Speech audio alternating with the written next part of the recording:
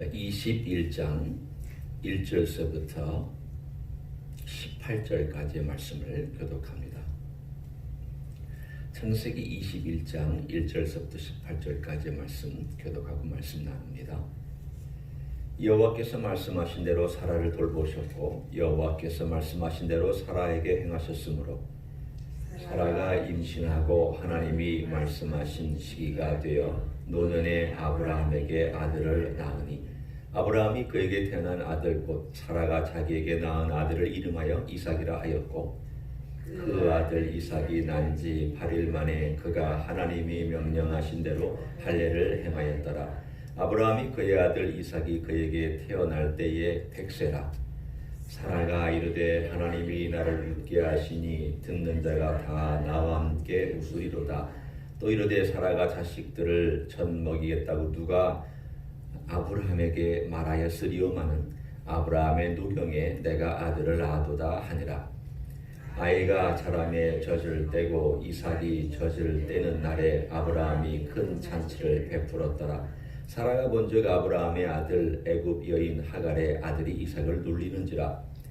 그가 아브라함에게 이르되 이 여종과 그 아들을 떼쫓으라. 이 종의 아들은 내 아들 이삭과 함께 기업을 얻지 못하리라 하므로 아브라함이 그의 아들로 말미암아 그 일이 매우 근심이 되었더니 하나님이 아브라함에게 이르시되 네 아이나 네 여종으로 말미암아 근심하지 말고 사라가 네게 이른 말을 다 들으라.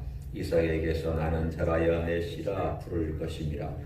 그러나 여종의 아들도 내 씨니 내가 그로 한 민족을 이루게 하리라 하신지라.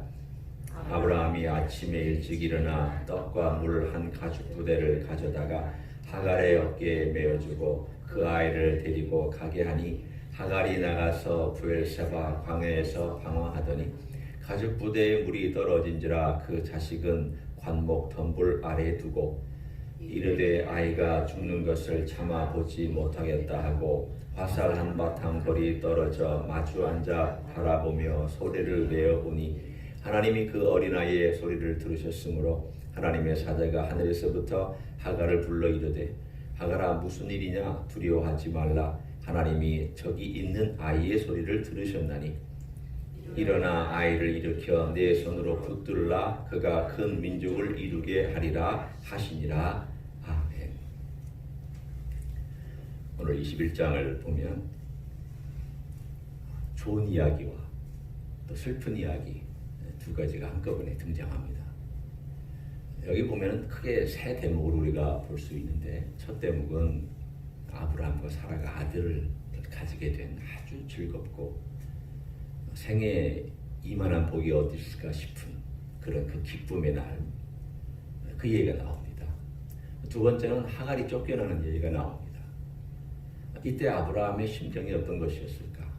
사라는 제가 잘 모르지만 아브라함의 심정은 제가 뭐 똑같은 입장은 아니라 할지라도 자기 자식이니까 자식을 떼어보낸다고 하는 그 입장으로서는 굉장히 힘들었을 것이라는 생각을 해봤습니다. 그리고 우리가 읽지 않은 뒷부분에 보면 하나님께서 그를 주변에 있는 사람들에게 두려운 존재로 만들어서 아비멜렉과 함께 조약을 맺는 그 이야기가 이 세 가지 이야기로 오늘 본문이 등장을 합니다. 그런데 이 세 가지 이야기에 공통점이 있습니다. 물론 하나님께서 아브라함의 생애 가운데 100세, 사라의 생애에 90세, 얼마나 참 나쁜 어떤 놀리는 의미가 아니라 코믹한 이야기입니까? 그렇죠? 90세 된 할머니가 임신을 해서 아기를 낳았다.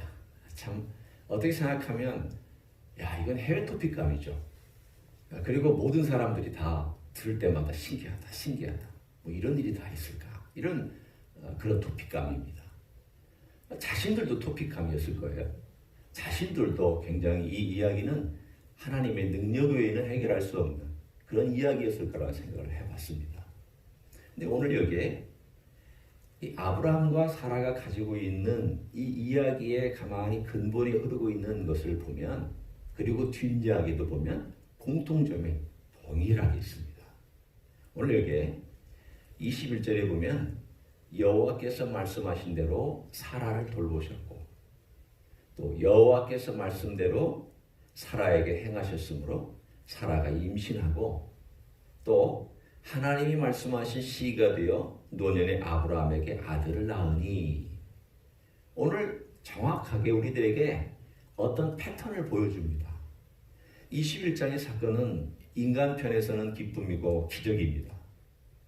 인간 편에서는 이거 상상할 수 없는 일이 일어난 거죠. 그러나 하나님 편에서는 기적이 아닙니다. 하나님 편에서는 하나님도 놀라운 이런 일이 아닙니다. 하나님께는 그냥 있을 수 있는 일. 하나님께서 분명히 말씀하시기를 나에게 능치 못한 일이 있겠느냐. 사라에게 말씀하셨잖아요. 아브라함에게도 비슷한 말씀을 하시지 않았습니까? 그런데 오늘 그 일이 일어난 내용을 가만히 보면 오늘 강조된 대로 말씀하신 대로라고 하는 혹은 말씀대로라고 하는 내용이 계속 강조되어 나온 것을 볼 수 있습니다. 1절에만 하더라도 3번이 표현이 나오고 또 4절에 보면 그 명령하신 내용이 나오는데 할례를 행하는 8일 만에 할례를 행할 때에도 명령하신 대로 이것은 물론 아브라함이 순종해서 한 행위입니다. 그러나 패턴을 보면은 거의 같은 패턴으로 나갑니다. 하나님이 말씀하신 대로 하나님께서 명령하신 대로 그리고 6절에도 보면 정확하게 그렇게 표현 나와 있지는 않지만 그 패턴을 되게 보여주는 동사가 하나 있습니다. 사라가 이르되 하나님이 나를 웃게 하시니 라고 되어 있습니다. 오늘 여기서 웃게 하신다는 단어는 주체가 누구입니까? 누가 웃게 하시는 것입니까? 하나님이십니다. 하나님이 아브라함과 사라를 웃게 하셨다는 뜻입니다. 그러면 하나님이 웃게 하셨을 때의 그 웃음의 이야기를 우리는 기억합니다. 99세 때 아브라함이 사라가 89세 때 하나님께서 방문하셔서 2번 방문하셨잖아요. 한 번은 아브라함과 대화를 하셨고 한 번은 사라와 대화를 하셨습니다. 그때 아브라함도 엎드려서 웃었죠. 그때 아니라 그렇게 말씀하셨고 사라는 장막에서 웃었죠. 그때 아니라 네가 웃었느니라. 그래서 결국은 두 사람 다 그 웃음의 의미가 어떻게 생각하면 회의적인 웃음이었지만 하나님은 아니라라고 말씀하시면서 그분의 말씀하신 내용이 정확하게 이루어질 것을 웃음이라고 하는 한 단어 속에서 말씀해 주셨습니다. 내 이름을 웃음이라고 쳐라. 이것은 너희들의 웃음이라는 그 의미가 아니다. 묘한 워드플레이가 있는 거죠. 하나님께서 그 약속하신 내용은 반드시 웃음으로 끝날 것이다. 하나님의 사람들에게 주시는 하나님의 축복은 웃음으로 끝납니다. 고난이 있지만 기다리는 시간이 있지만 때로는 아픈 과정도 겪지만 그 결과가 웃음입니다. 얼마나 아브라함과 사라가 그 1년의 과정 속에서 흥분하면서 기다렸겠어요. 그 전에는 믿음이 흔들려서 엎치락뒤치락 했지만 결국 하나님께서 우리에게 웃음을 주셨다라고 하는 그 결과를 보면서 그것도 역시 말씀대로래요. 1년 전에 우리에게 아니라 라고 말씀하셨다. 그 말씀대로 너희들이 회의적으로 웃었던 그건 아니다. 이 웃음은 진짜다. 그 말씀대로 이루어진 것을 오늘 본문에 이 하나님이 나를 웃게 하셨다라고 표현하고 있습니다. 그리고 또한 뒤에 가보면 이 비슷한 패턴이 또 반복해서 나옵니다. 사라가 자기 아들이 한 3살쯤 되어서 젖을 뗐습니다. 한 서너 살 되면 젖을 떼죠. 그러면 그때 사라가 이제 한 92, 3세, 4세 됐겠고 아브라함은 한 103세, 4세 그리고 이스마엘은 할례 받을 때가 13살이었으니까 1년 지나서 14살이었고 젖을 뗄 3년 정도를 합치면 17살입니다. 사실은 어린 나이는 아닙니다. 어떻게 생각하면 독립할 수 있는 나이쯤 된 나이입니다. 그러니까 17이면은 장성한 분량에 굉장히 덩치도 좀 있고, 그리고 나름 좀 남자다운, 여기 수염도 거뭇거뭇하게 나오는 그런 남자다움의 모습을 가지고 있는 이스마엘. 17년 동안 데리고 있었던 이스마엘. 아브라함의 입장으로서는 정이 들었겠죠. 아들이니까, 그래도 아들이니까. 그래도 첫 번째로 난 아들이기 때문에 애정을 쏟았겠죠. 그리고 난 이삭 때문에 물론 이 아들은 서자가 되었지만, 그럼에도 불구하고 이 아들에 대한 그 아브라함의 마음은 충분히 읽을 수 있습니다. 주저했습니다.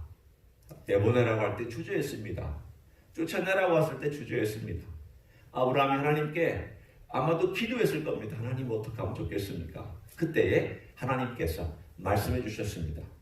오늘 이 12절에 하나님이 아브라함에게 이르시되 라고 말씀하시고, 그 말씀에 내 아이나 내 여종으로 말미암아 근심하지 말고 사라가 내게 이른 말을 다 들으라. 오늘 여기에서도 하나님께서 아브라함에게 말씀하셔서 사라의 말을 들으라. 다 들으라. 왜 하나님께서 이렇게 말씀하셨을까? 하나님은 사라에 가지고 있는 기본적인 여성으로서의 본능적인 지혜를 아셨습니다. 이스마엘이 여기서 있으면 자기 아들이 치일 수 있고 다칠 수 있다는 것을 알았습니다. 그래서 분명히 이것은 하나님께서 내 아들에게 기업을 주시겠다고 약속했으면 하나님께서 또한 이스마엘에 관한 것은 알아서 행하실 것이다 라고 하는 믿음으로 쫓아내라고 얘기를 했습니다. 하나님은 잘한 일이다. 잘한 것이다. 그리고 걱정하지 마라. 네가 이스마엘을 돌볼 수 없는 그런 상황이 되더라도 나는 이스마엘을 돌볼 것이다. 너의 씨기 때문에 내가 돌봐주는 것이다. 너의 적자는 아니다. 너가 내 약속을 받아들였다라면, 믿음으로 행하였다라면 이런 일이 없었겠지만, 그러나 네가 믿음으로 받지 못한 이 일에 대하여서 내가 돌볼 것이다. 그러면서 오늘 하나님께서 아브라함에게 말씀하시는 내용이 등장합니다. 그리고 하갈과 이스마엘이 울었을 때에도 광야에서 천사를 보내서 말씀하시는 하나님으로 등장합니다. 오늘 21장은 참 특이한 말씀입니다. 어떤 의미로 볼 때 21장이 강조되고 있는 것은 아브라함과 사라가 100세의 아들을 얻었다. 그 내용 강조되어 있습니다. 하나님의 약속이 이루어진 것 강조되어 있습니다. 그러나 그것이 어떻게 이루어진 거냐라고 하는 것을 우리들에게 보여주는데, 그것이 바로 말씀하신 대로 이루어졌다.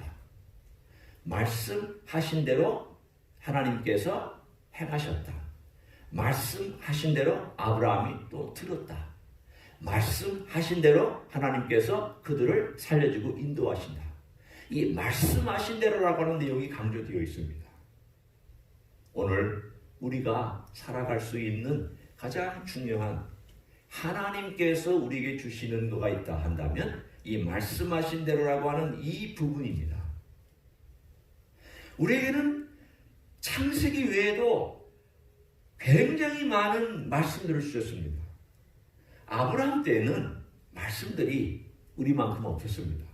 그래서 하나님께서 어떤 때는 직접 나타나셔서 말씀하셔야만 했습니다. 그러나 우리는 그 이후로 선지서를 갖고 있습니다. 그 이후로 시편 갖고 있습니다. 그 이후로 많은 복음의 이야기 갖고 있습니다. 그 이후로 서신서 갖고 있습니다. 그 이후로 예언서 갖고 있습니다. 역사서 갖고 있습니다. 이 수많은 말씀들이 다 우리에게 주어졌을 때 하나님께서 우리에게 뭐라고 말씀하실까요? 들어라. 내가 너희들에게 셀 수 없는 분량의 말씀을 주었다. 너희들이 이 셀 수 없는 분량의 말씀을 잘 보고 듣기만 하더라도 내가 너에게 오늘 알려주고자 하는 이야기를 다 찾을 수 있을 것이다. 맞습니다. 우리는 창세기부터 요한계시록까지 하나님이 말씀하신 대로라고 하는 것을 보면서 이거 내 얘기잖아. 이거 나에게 하나님이 주시는 말씀이잖아. 이게 하나님이 나에게 약속하신 거잖아.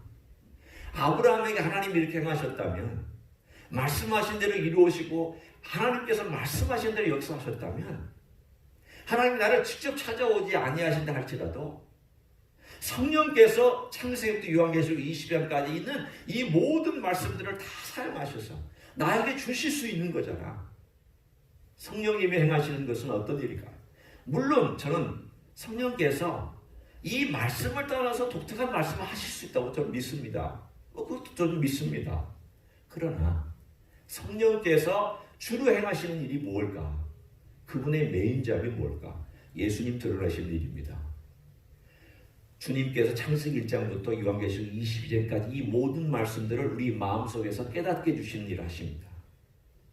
그러면 창세기 1장부터 20장까지 말씀을 깨닫게 해주시는 할 때에 내가 오늘 들어야 될 말씀이 뭔가를 고민하면서 주님께 귀를 기울일 때 오늘 여기에 나와 있는 것처럼 말씀하신 대로 내 생애가 어떻게 이루어져 가는지, 그 말씀을 쫓으려고 했을 때 하나님이 어떻게 내 생애를 축복해 주셨는지 이걸 경험하게 되어 있습니다. 말씀하신 대로. 오늘 우리는 특이한 것을 너무 찾아서는 안 됩니다. 특이한 환상이나 어떤 꿈이나 이런 것들을 찾기보다 하나님, 오늘 저에게 21장, 특별히 창세기 21장 이 말씀을 주셨을 때에 하나님께서 이 말씀들을 통해서 저에게 말씀하시는 것이 무엇입니까? 주님, 제가 무엇을 따라가야 합니까? 어떤 약속을 따라가야 합니까? 주님, 제가 결국 주님께서 오늘 저에게 주신, 제가 과거에는 웃지 못했지만 주님 언젠가 저에게 웃음이라는 것을 주시겠습니까? 제가 이 영역을 생각하면 참 가슴이 아프고 이 영역을 생각하면 제가 너무 힘듭니다. 가슴이 아려옵니다. 하나님, 이것이 언젠가 변하여서 웃음으로 주시겠습니까?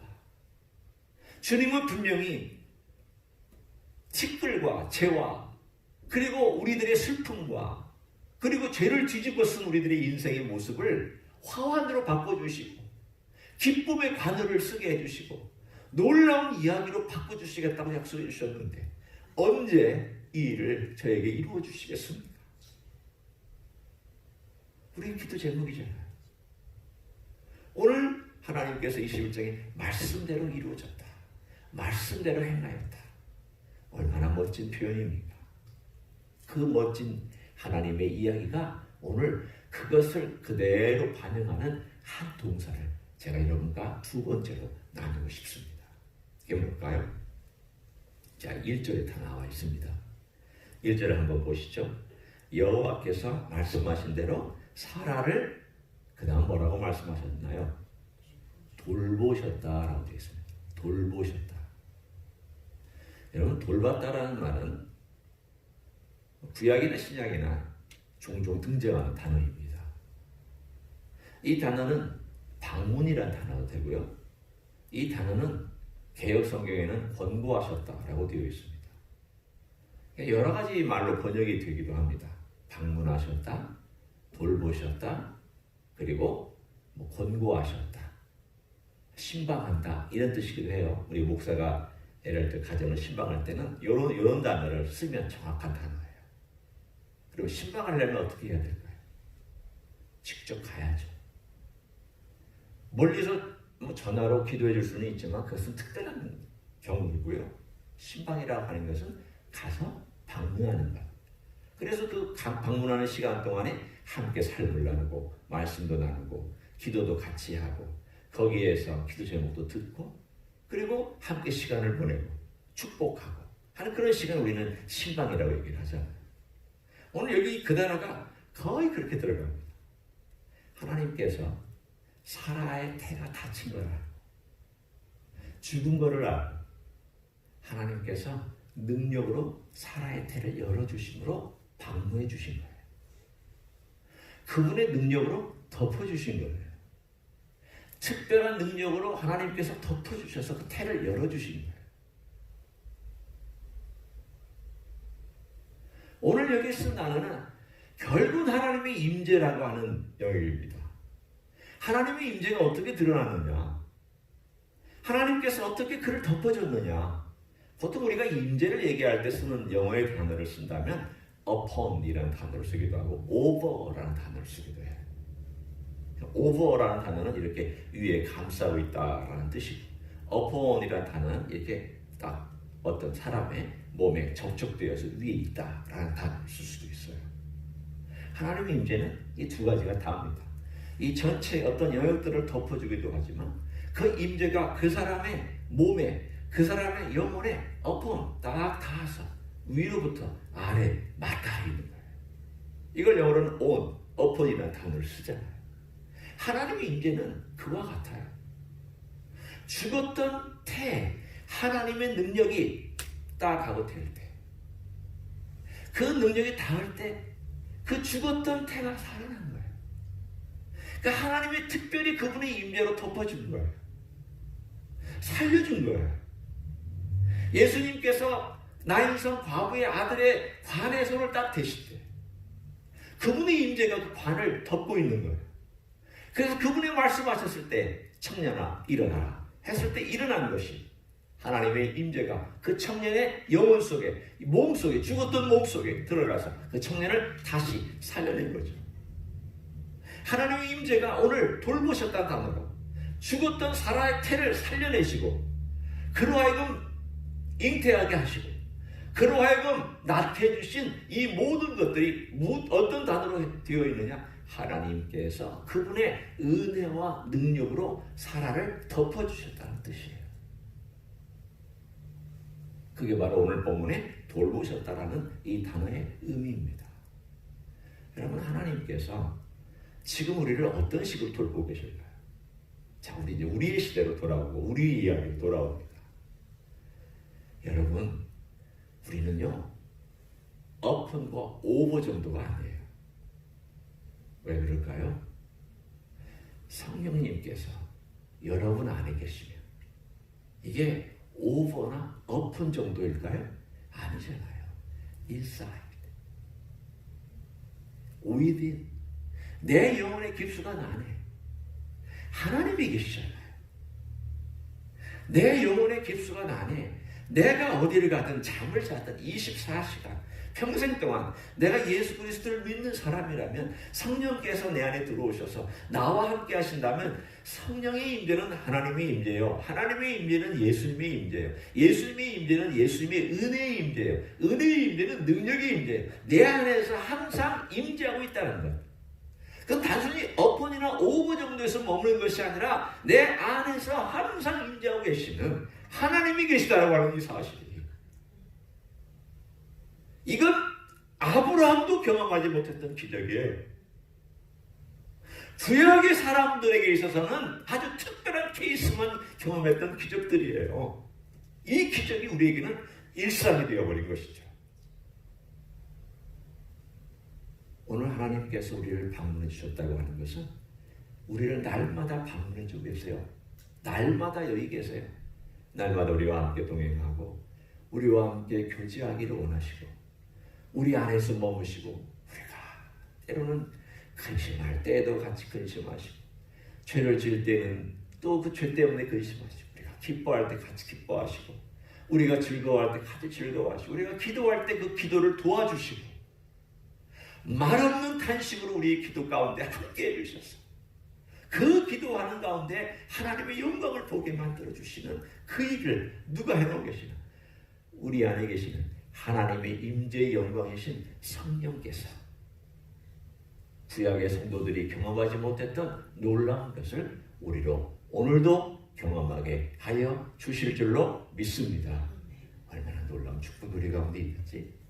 오늘 21장은 그래서 하나님의 이야기입니다. 주님의 이야기고 주님의 놀라운 축복의 이야기입니다. 말씀대로 행하셨다. 그리고 말씀대로 행하실 때에 특별한 주님의 은총으로 덮어주셨다. 오늘 우리도 마찬가지예요. 성령께서 우리 안에서 역사하시고 예수님 우리 위에서 역사하시고 때로는 특별한 은총으로 우리를 덮어주시고 손대주시고 그렇게 하실 때도 있지만 그러나 언제나 내 안에서도 성령님께서 나와 함께 하시기 때문에 우리는 이 땅에 살아가는 동안 이 귀한 축복, 더 누리게 해달라. 우리 기도는 그런 기도가 돼야 될 줄로 믿습니다. 그런 삶을 오늘 하루도 살아가시기를 예수님의 이름으로 간절히 축원합니다. 기도하시겠습니다.